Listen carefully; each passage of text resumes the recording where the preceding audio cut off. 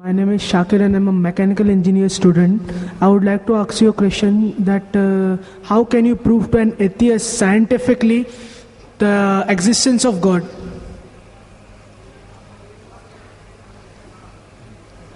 The brother posed the question, how can you scientifically prove the existence of God Almighty, the existence of Allah subhanahu wa ta'ala? Especially to an atheist who does not believe in God. The first thing I will do is that I will congratulate that atheist. I'll congratulate him. You know why? If you look around us, he's a Hindu because father is a Hindu. He's a Christian because father is a Christian. Some Muslims are Muslim because their fathers are Muslim. This person, though he may be coming from a religious background, he does not believe in the false God which his parents attribute to. So he does not believe in God. I'm congratulating him because he's accepted the first part of the Shahada, the first part of the Islamic creed, La ilaha, there is no God. Now my job is to prove illallah, but Allah, which I shall do inshallah. To the other people, I have to first remove the wrong concept of God and then prove the right concept of Allah subhanahu wa ta'ala. Here half my job is done. He has already said La ilaha. There's no God. Now I have to prove illallah, but Allah, which I shall do inshallah. You ask this atheist that suppose there is an object, an unidentified, maybe a flying object, which no one in the world has seen.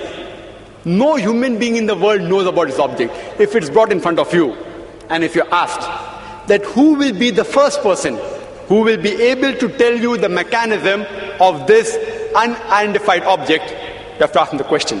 Who is the first person who will be able to tell you the mechanism of this new object which no one in the world has seen? After thinking for a while, he'll give the answer. The person who will be able to tell you the mechanism, the first person, is the creator of that object. Some may say manufacturer, some may say producer. Whatever they say, don't grapple with the word, accept it. It will be somewhat similar. Either creator or producer or manufacturer. But remember what he has told you. Keep it in your mind. Then ask him the next question. How did the universe come into existence? How was it formed? He will tell you by the Big Bang Theory. Tell him the Quran mentions in Surah Anbiya, chapter 21, verse number 30, about the Big Bang Theory. Who could have mentioned this in the Quran 1400 years ago? So he will tell you, maybe it's a fluke. Don't argue with him. Next part of the question. We did not know that the light of the moon is reflected light. We came to know recently. You ask him, he'll tell you, yes. The light of the moon is reflected light. It's not its own light.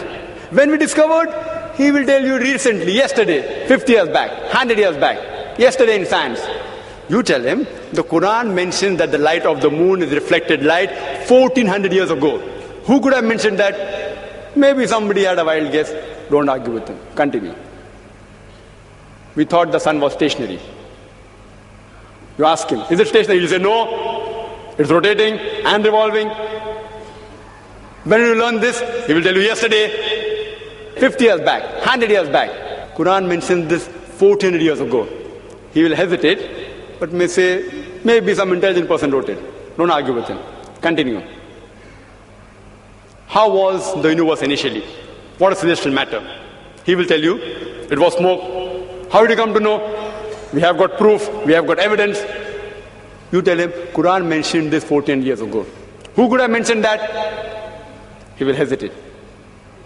Don't wait for response. Continue. Keep on posing question after question.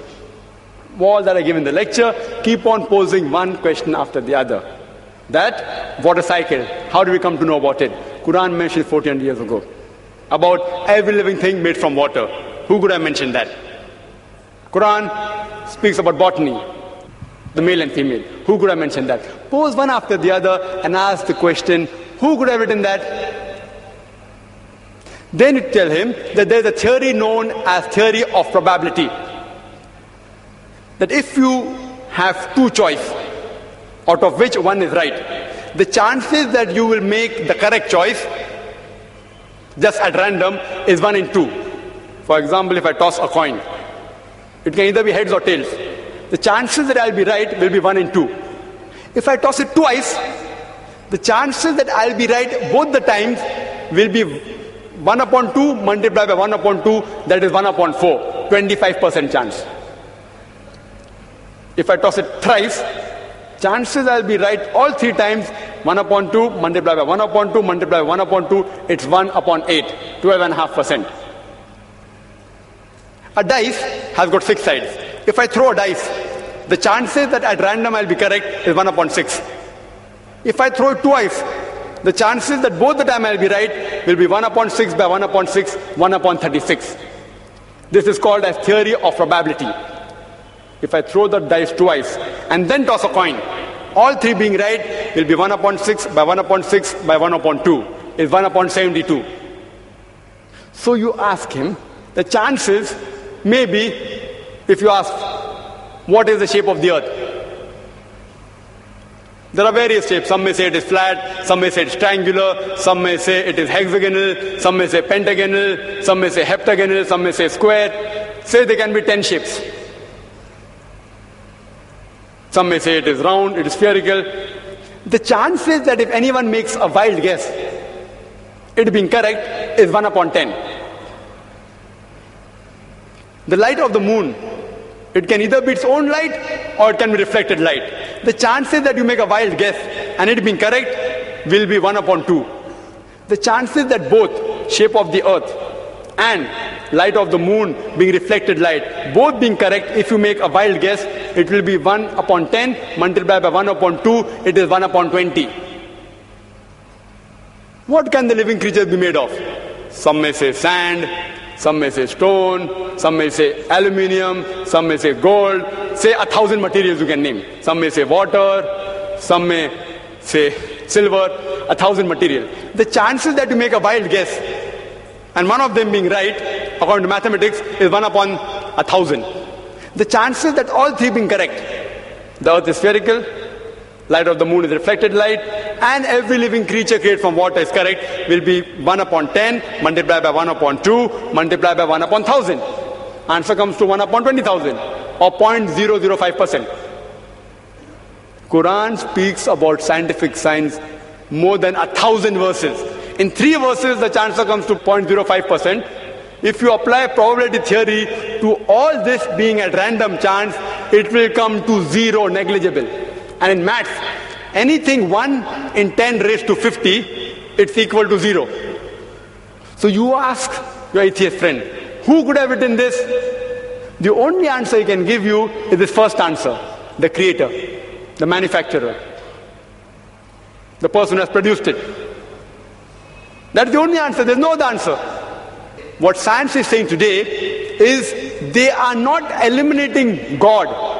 They are eliminating models of God. La ilaha illallah. They are not eliminating God, but models of God. I hope that answers the question.